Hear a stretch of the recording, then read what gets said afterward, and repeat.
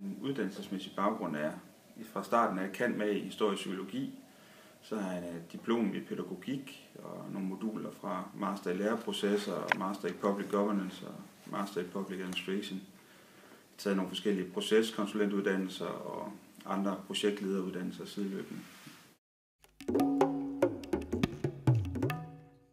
Og så ville jeg egentlig gerne have været gymnasielærer og søgte i 2-3 måneder alle stillinger, der var. Det gik rigtig, rigtig dårligt. Jeg kunne ikke få noget.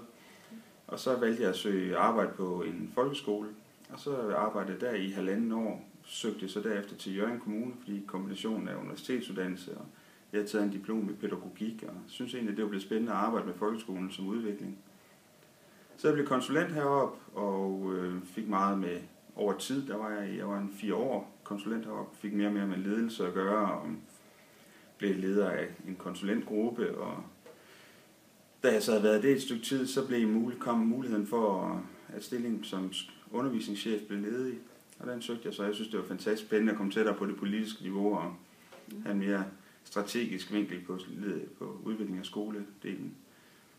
Så da jeg havde været det i et par år, så blev posten som direktør ledet. Jeg synes egentlig, det at komme endnu tættere på det politiske system og have mere med overordnet strategi og økonomi at gøre, det kunne være spændende. Og så søgte jeg den.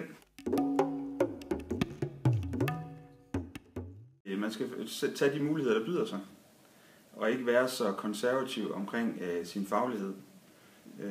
Jeg synes, vi har jo mange konsulenter nede hos os, og vi har 14 konsulenter, og der er ikke 2, der har den samme uddannelsesbaggrund.